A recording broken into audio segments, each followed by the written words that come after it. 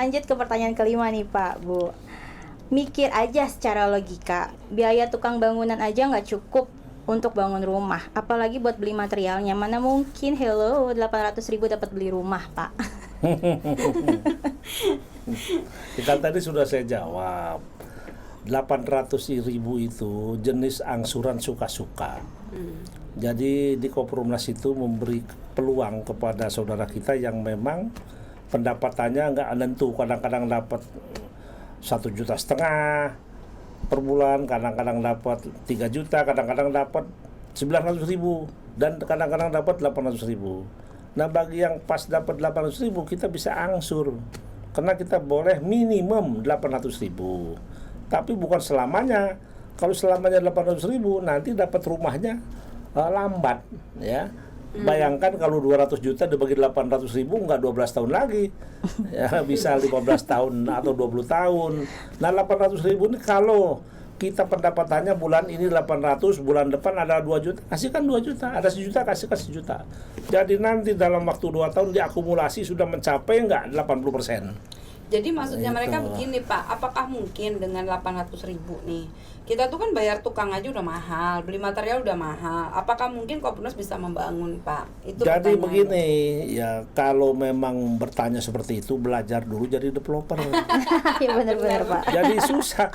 Kalau saya menjelaskan dan dia ini bukan seorang developer, ya nggak ngerti-ngerti. Ya, oleh sebab itu developer itu ada ilmunya, ya. Pertama dia harus beli tanah. Iya Pak. Yang kedua dia harus mengurus perizinan perumahan ke Pemda, kabupaten kota. Betul. Ketiga dia harus membangun PSU. Tahu nggak PSU? Prasarana Sarana Utilitas. Iya. Itu adalah jalan dan taman-taman yang sudah diwajibkan oleh pemerintah daerah. Sekitar 40% Sekitar 40% dari luas tanah yang dibeli oleh developer. Dan yang selanjutnya membangun rumahnya dan infrastrukturnya, yaitu jalan dan struktur bangunan. Ya. Kemudian yang kelima, kita dipasarkan melalui marketing e-commerce. Ya. Nah itu, jadi kuasai dulu ilmu itu, baru bicara bisa nggak 800.000? Nah kalau ya bisa dong kalau sama Pak Dirut ya. Masa enggak? Ya karena semuanya sudah ada diatur dalam RAP. Yang kedua juga kita pakai kontraktor ya Pak, karena kita developer, tidak membangun jadi sendiri. saya beritahu supaya jangan ada atau pertanyaan-pertanyaan yang nggak rasional ya. Jadi Yes, begini, Pak. taruhlah 800.000. Kita ngangsur dari harga rumah 200 juta. Iya Pak. Perlu diketahui dari 200 juta, ini saya buka modal saja nih, untuk membayar tanah satu rumah.